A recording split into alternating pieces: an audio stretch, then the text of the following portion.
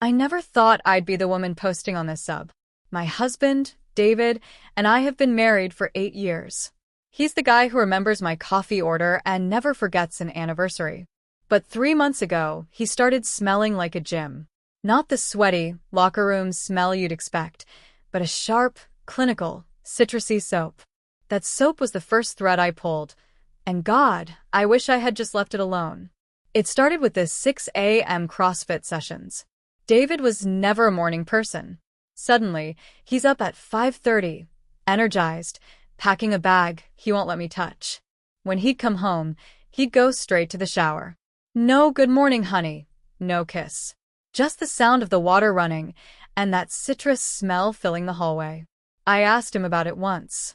I said, "Hey, that soap is strong. Did you change your routine?" He didn't even look at me. He just said, "The gym upgraded their showers, L. Why are you acting like a detective? It's just soap." That was the first time he used that tone with me, like I was a nuisance for noticing him. Then came the late-night Thursdays. He said the gym was offering a new recovery clinic. I started noticing little things. His car's passenger seat was always tilted back. I found a hair tie in the cup holder, a thick, black one. I have blonde hair. When I showed it to him, he laughed. He actually laughed in my face. He said, "That's probably from the girl who works the front desk, L. I gave her a ride to her car because it was raining. Are you really this insecure?" He made me feel so small that I actually apologized to him. I spent the next week making his favorite dinners, trying to prove I wasn't crazy. The breaking point happened yesterday. I was cleaning out the junk drawer in the kitchen, looking for a spare key. I found a receipt tucked inside a box of light bulbs. It wasn't for a gym membership or a protein shake. It was a bill for a storage unit downtown. Unit 402. Paid in cash for the last 6 months. My heart hit my stomach. We don't have a storage unit. We have a 4-bedroom house with a basement. Why would he need a storage unit? I didn't say a word. I waited until he left for his morning workout today, and I drove to that facility. I told the manager I'd lost my key. Since I'm listed on our joint taxes and had my ID, he let me in. When the door to Unit 402 slid up, it wasn't boxes or old furniture inside. It was a fully furnished bedroom. There was a bed, a vanity, and a wardrobe. And sitting on the nightstand was a bottle of that citrus soap, right next to a framed photo of my husband and a woman I've never seen in my life. I'm sitting in my car in the parking lot right now. He thinks I'm at work. He's supposed to be at the gym for another hour. Part 2 is coming. I don't know if I'm going to scream or just drive away. Update: I waited for him in their secret bedroom. I'm shaking as I type this. I'm currently at a friend's house, and the locks on my own front door have already been changed. Here is what happened in Unit 402. I didn't drive away. I don't know where that sudden burst of cold, hard courage came from, but I walked into that storage unit-turned apartment and sat down on the edge of the bed. Their bed. I sat there for 45 minutes in the dim, flickering light of the hallway. I looked at the wardrobe. I opened it. It was filled with her clothes, expensive, colorful, the exact opposite of the safe wardrobe I'd curated for myself to keep him happy. I saw the citrus soap. It wasn't from a gym. It was a luxury brand. $40 a bar. At 7:15 a.m., I heard the heavy rolling door of the unit next door, and then the familiar click of a key in Unit 402. The door slid up. The light flooded in. David was standing there with 2 bags of breakfast and a smile on his face that I hadn't seen in years. That smile died the second his eyes met mine. "El whispered." The bags hit the concrete floor. An orange juice burst, sticky and bright, spreading between his shoes. I didn't scream. My voice felt like ice. "Is this where you go to CrossFit, David?" He tried. Even then, he tried to gaslight me. "Elle, I can explain. It's a temporary office space I didn't want to stress you out with. There is a bed here, David." I pointed to the pillow behind me. "And there is a photo of you with another woman on the nightstand." "Who is she?" He went quiet. The air in that tiny, windowless room felt like lead. He finally slumped against the metal doorframe. "Her name is Sarah. She's She's someone who makes me feel like I'm not failing all the time. He told me to my face that because I was obsessed with the house and always stressed about the future, he needed a place where time stood still. He had been paying for this unit for 6 months, living a double life, an hour every morning and 3 nights a week. He wasn't even sorry. He was just defensive.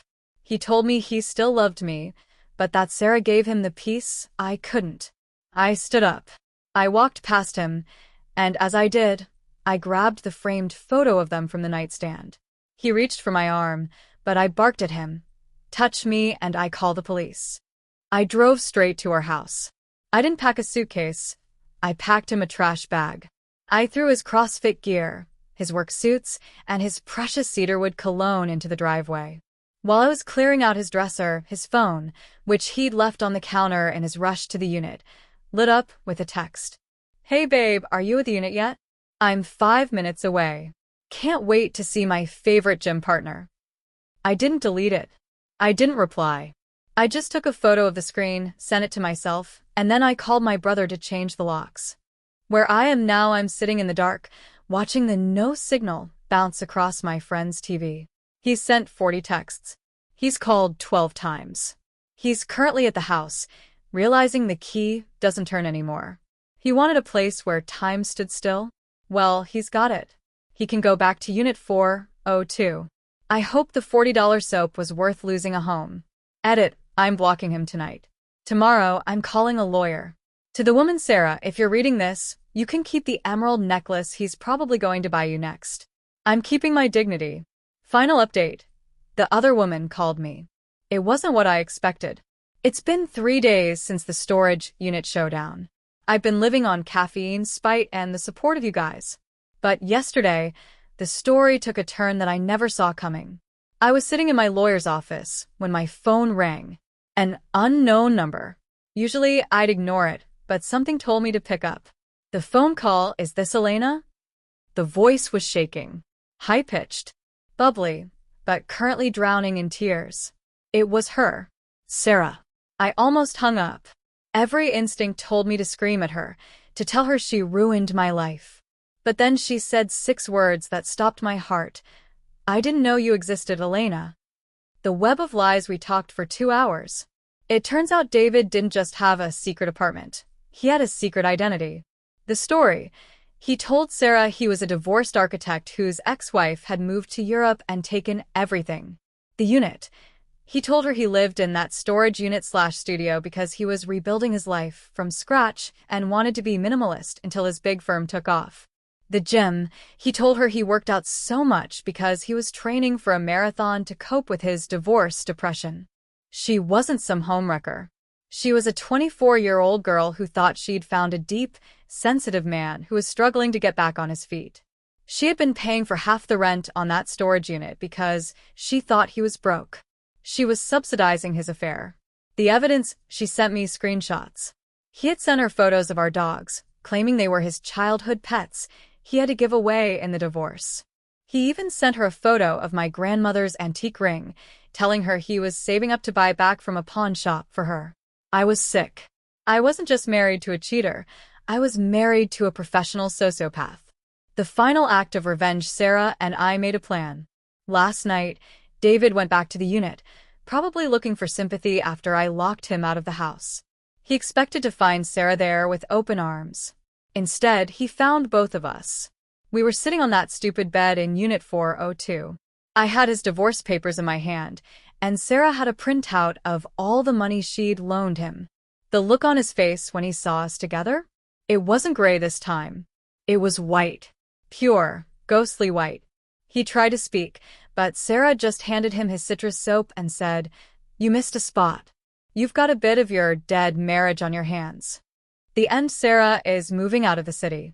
We're not best friends. It's too weird for that, but we are 2 women who realized we were both being played by the same mediocre man.